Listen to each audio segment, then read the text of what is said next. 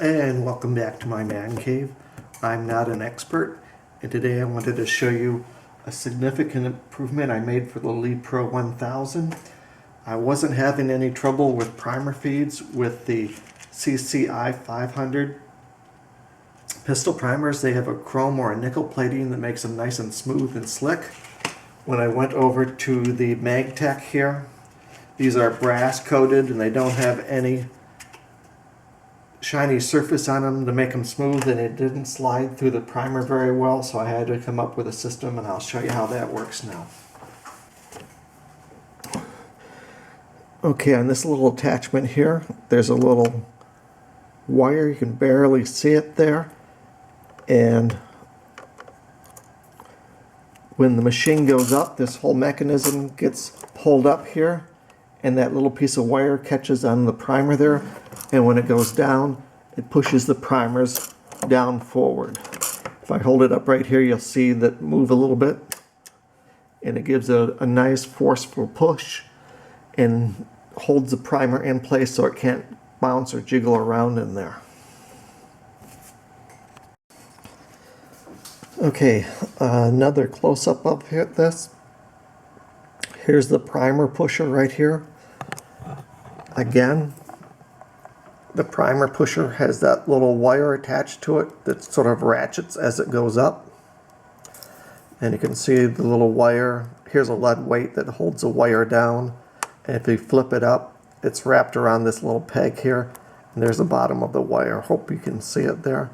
Now I'll bring it down. It's kind of slow. You can see it down, and it's now located on here. As you come over to here, I will now start to raise the press up, and you can see this weight comes up. It's attached to a piece of fishing string that goes up and over and attaches to a spring down here that controls the tension. As you can see, as I lower it up, raise it up, it raises the pusher all the way up. Now that wire that's up in here is riding that little trough. It's engaged in one of the primers. As it comes down, it is now caught on one of those primers and is pushing them. And sorry about the shaky camera work here.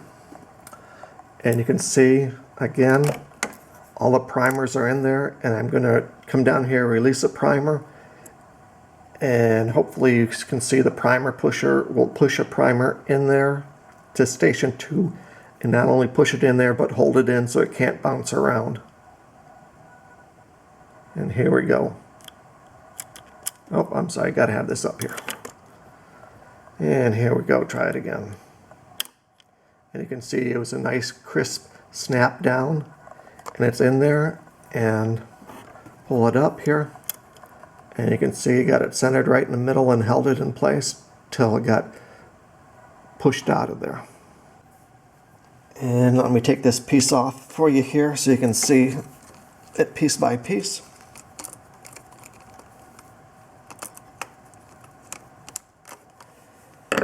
And you can see that's nothing more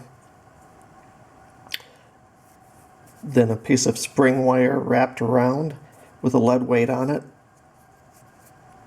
And as it goes up and down, the bottom wire here catches on the primers.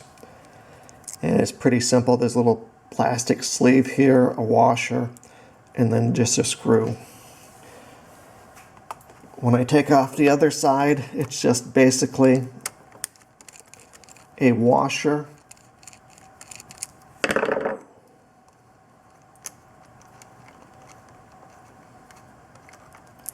and a screw again. And when I take this off, it's just a very, very simple piece of plastic here that had 1, 2, 3, 4 holes drilled in it, little cutout in it, and some simple machining done. And the weight here is nothing more than, that's a 115 grain 9mm there that I had laying around. Put a little screw eye in it. The fishing line goes up. You can't see it, but there's a little loop on the other side, a little ring that it rides through, and then it comes down here and does that. So you can see all in all it's extremely simplistic. As this rides up and down here, if you run out of primers, this will fall down low enough that it'll come over here and you'll get a low primer signal. Before I get too far along here, I wanted to point out, if you haven't noticed already, that my Lee Pro 1000 has a couple of other modifications. There are two you might have to do before you do the one with the primer pusher, because, for example, there is no pull chain here. If you look up here, I've added a spring that returns it. Returns it very well, and it just completely got rid of that issue with the pull chain. The other issue that came along here, this is pretty much stock in through here. And if I raise this up and down here, that's supposed to shake back and forth. After a while, I found that it wears out. It doesn't shake very much.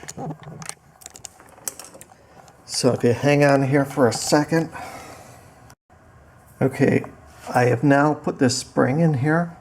This is another modification I've made to Lee Press. It's on my website channel. I'm sorry, YouTube channel videos. It's called Lee Pro 1000 Prime Tray Fix Part 2. If you remember before, when I rose this up and down, it hardly made any noise. I'm sure you'll hear the difference again now.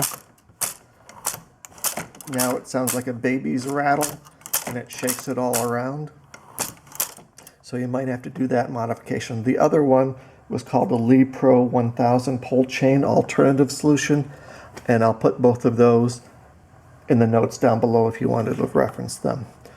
Also, if I haven't mentioned it already, before you do any modification in this area, you'd want to take this black chute completely out of your press, clean it with alcohol and a swab, make sure it's completely clean, make sure you don't have any pieces of metal or plastic sticking in here that would deter the primers from sliding down. So you want to make sure this is good first, because even if you did all these modifications and you had a piece of metal wedged in here that was catching the primers, or a piece of plastic flashing that didn't get properly cleaned out, that would still catch up the primers there. I'm going to show you now the parts of the pusher and what parts you'd have to buy if you wanted to make this. The top of the pusher fastener is pretty simple. It's one screw,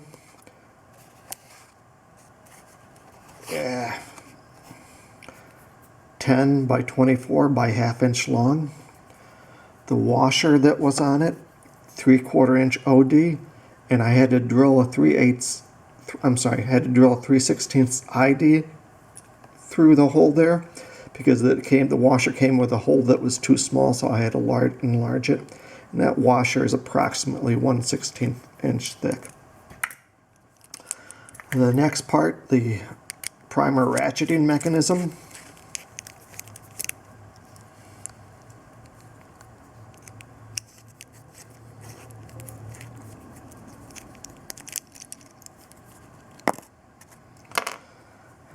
And you can see how that goes on there, and it slides on that You can see how that goes on there and slides on that plastic part. And this slides off here. You'll need one additional screw there, and another additional washer. The plastic little ring on there was a 1/4 inch OD plastic water line, 1/4 inch long. You'll have to press it onto that tiny assembly because it's a very tight fit. And the last part here was the ratcheting spring. And there's a lead weight on it. I just took a part of an old bullet there. You can see I sawed a line down it, slid that wire in there, and then crimped it onto that wire. This was actually a piece of spring wire that I wrapped around has just one loop around it. Oh, I'm sorry, 2 loops. Probably only need 1. And this part you'll have to adapt a little bit better. That's part of the hand fitting of this process. You can see this is not a straight line here. This comes out and gets bent a little bit more, bent out a little bit. So when you put that in your tray to push the primers down, it actually digs into them a little bit.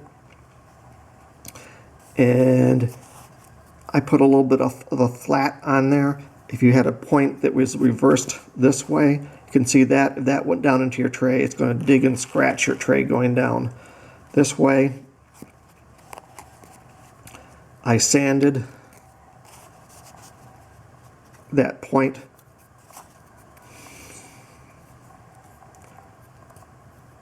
So as it goes down the tray there, you can see it's not going to dig into it because I sanded a little flat with a disc sander there.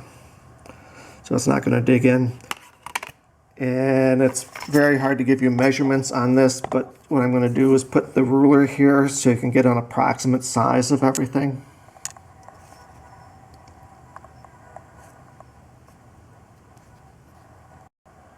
For this little plastic part for the primer pusher, I made a rough drawing here showing the dimensions.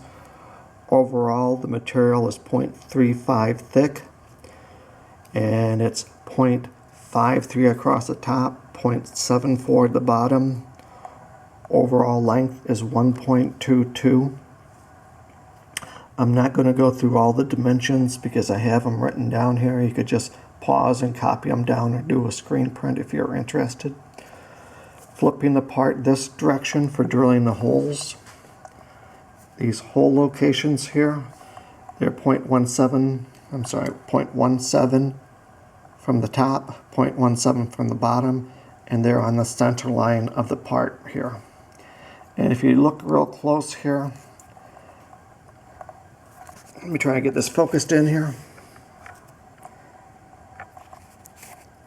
If you can see that I've rounded, these 2 corners over here.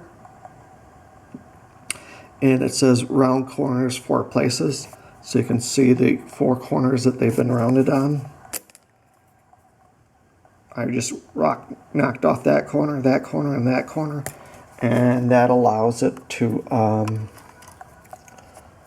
slide more freely back and forth around the arch here with those rounded corners on there.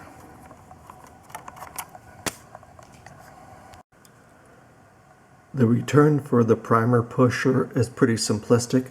As you can see here, an eyelet down here, a spring, fishing line comes up and over and around.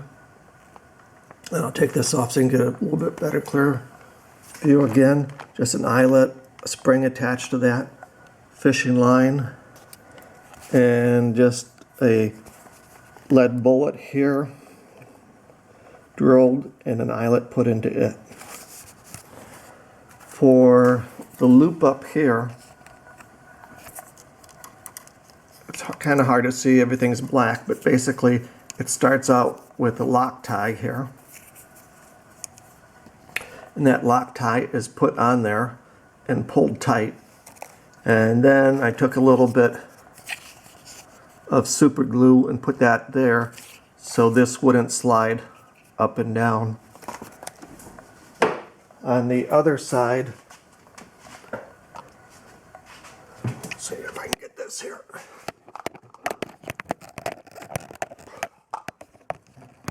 Okay, so on the other side, you can see that there's just a bent piece of metal here. So that string fishing line can be threaded through there. And I left a little opening at the top. Sorry for the shaky camera again there. But if you watch here, I can come on over here and thread this in and out without having to thread it, take everything apart, and that threads and drops down there. Pretty much like what you'd see on a sewing machine. Next, I'll put this part back together on there, and you can see what these 2 holes have been drilled on here for. An important note I want to make at this time: once you have this plastic piece all the way done, and you've gotten this far, there might be a significant amount of hand tweaking and tuning in of this part, so it slides up and down nicely and doesn't bind anywhere. And of course there's going to be some tuning in of this little wire prong here, so it seats in the primers and pushes down. The only thing you have to be careful, if you can see, it's possible, if you're not careful, when you drop this wire down, it comes outside the chute. So you always have to make sure that wire drops into the chute.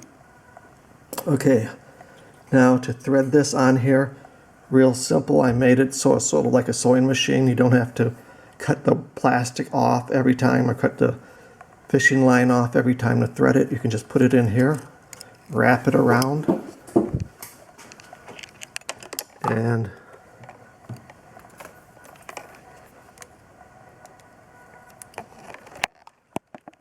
now you can see that hole right there, that's where the string gets threaded through.